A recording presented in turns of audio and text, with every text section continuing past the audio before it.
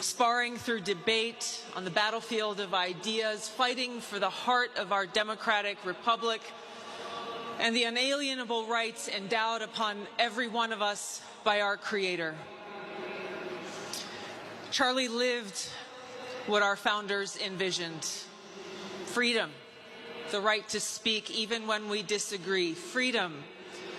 I may not agree with what you say, but I will fight to defend to the death with my very life your right to speak.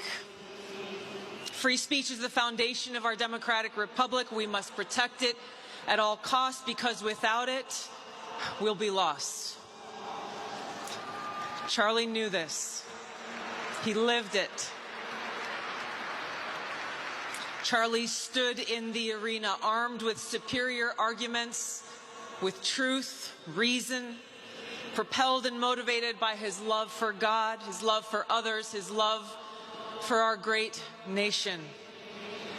His words were his weapons. He slayed ignorance. He cut through lies, and he woke people's minds, inspired people's hearts, and imparted wisdom every day.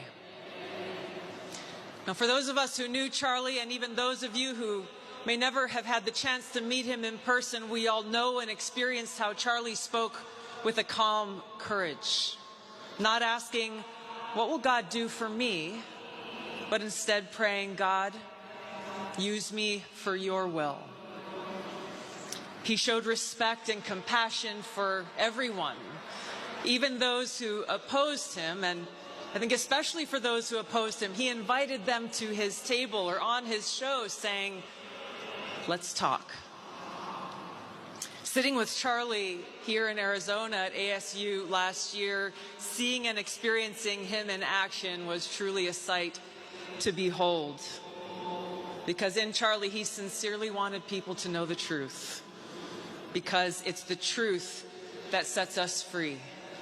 It is the truth that keeps us free.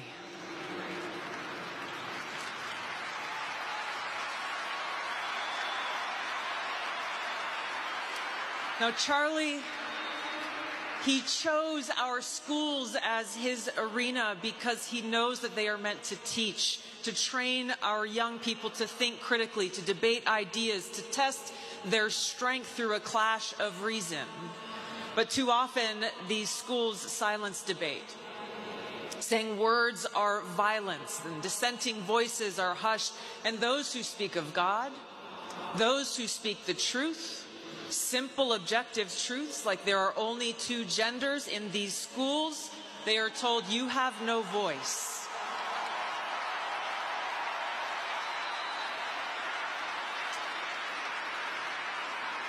Charlie chose this arena to take these people head on, to challenge these institutions, these students and faculty, encouraging them to come, to speak honestly, bring your ideas, debate loudly, and think critically.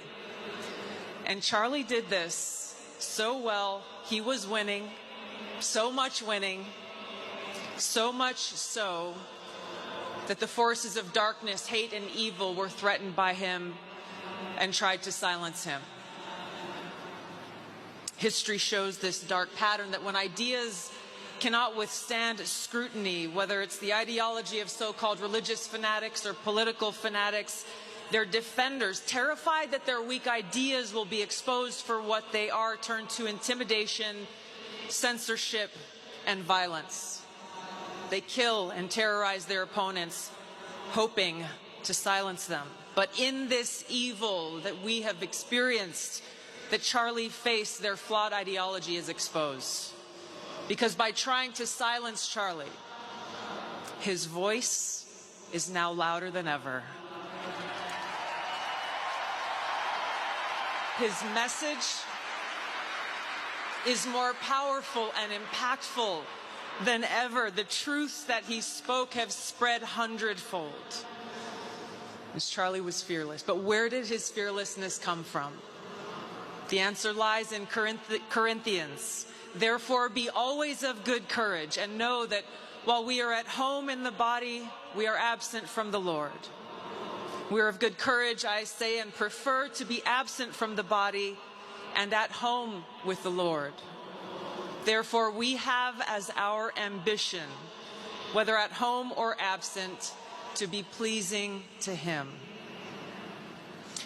So our call to action is now. Every one of us needs to be a warrior like Charlie, to take shelter in God, to draw strength and fearlessness from the Lord who sits within every one of our hearts, to stand together, continue the mission that Charlie dedicated his life to sharpen our weapons of truth, common sense, and reason, to train, to study, learn, and to speak, exercise our God-given right to speak, and carry that torch that shines brightly because of God's love.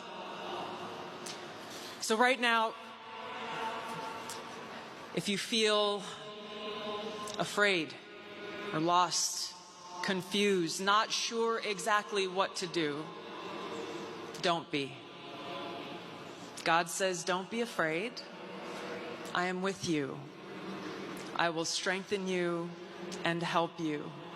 And He is with us. He sits within every one of our hearts, just waiting for us to choose Him. To say, as Charlie did, God, use me for your will.